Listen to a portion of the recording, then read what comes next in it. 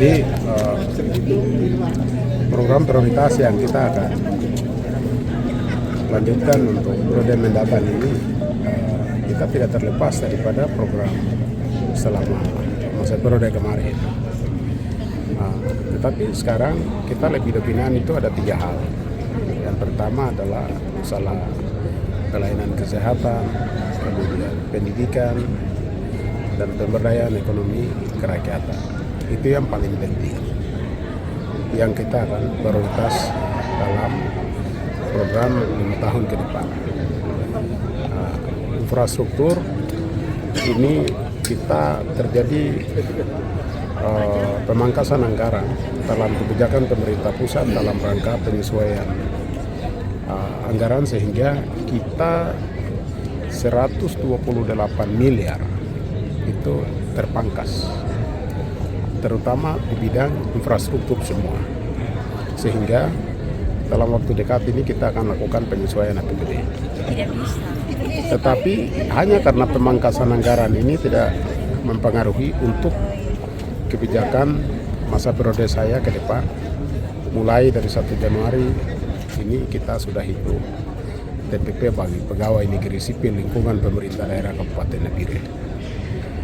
Biarpun ada kendala-kendala banyak, tetapi saya merasa bahwa itu penting bagi kesehatan pegawai, karena salah satu program di dalam visi misi kami adalah kesejahteraan pegawai negeri sipil dan reformasi birokrasi.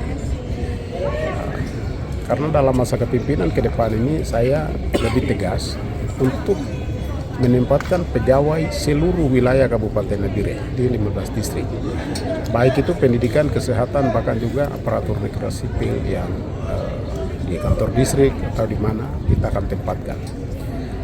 Kemudian ada satu hal yang kita akan lakukan adalah masalah pengawasan terhadap pengelolaan dana kampung. Karena ini di dalam sesuai dengan Undang-Undang Nomor 32 Tahun 2024 dirubah menjadi Undang-Undang Nomor 21 Tahun 2014 itu tentang pemerintahan daerah. Di dalamnya itu tugas dan fungsi sudah jelas bahwa tugas dan kewenangan wakil bupati itu atur pemerintahan tingkat di bawah, baik itu distrik bahkan juga kampung. Oleh sebab itu saya akan tugaskan wakil bupati secara khusus untuk tertibkan semua pegawai negeri, bahkan juga pengawasan terhadap pengelolaan dana kampung.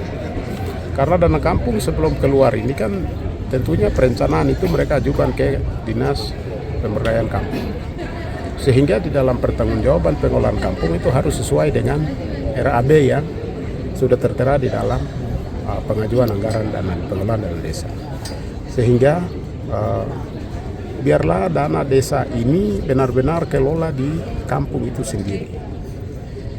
Selama 3 tahun itu Nabire ini banyak hal yang sudah terjadi kejanggalan, sehingga saya penata itu, sehingga saya tidak terlalu lebih fokus ke pengawasan terhadap pengelolaan dana kampung. Tetapi sekarang ini Nabire ini saya bagi dalam 3 zona, yaitu zona pesisir dan kepulauan, dan zona perkotaan, dan zona pegunungan. Terutama saya tidak terkontrol itu zona pegunungan terhadap dana pengelolaan kampung, sehingga pengelolaan dana kampung itu kita akan perketat, sehingga kepala desa yang pengelolaan dana kampung tidak sesuai itu kita juga akan pangkas masa jabatan kepala kampung bersangkutan. Nah, itu yang kami sampaikan. Kepala OPD tetap kami akan evaluasi, tapi ada beberapa OPD juga yang terjadi kekosongan, sehingga kami akan evaluasi. Ada beberapa OPD yang masih diduduki oleh PLT dengan golongan ini kami akan sesuaikan, sehingga mulai tahun 2025 ini kita akan evaluasi, sehingga penempatan jabatan harus kita lihat eselonisasi, bahkan juga golongan kita akan lihat kembali. Nah, Kabupaten Nabire ini pegawai 6 ribuan pegawai. Kita pegawai lebih, sehingga kami akan upaya untuk bagaimana mereka ini kita lobby ke provinsi untuk sebagian kita alihkan ke provinsi, karena saya dengar visi misi daripada gubernur adalah berapa OPD itu dia akan lakukan OPD sendiri.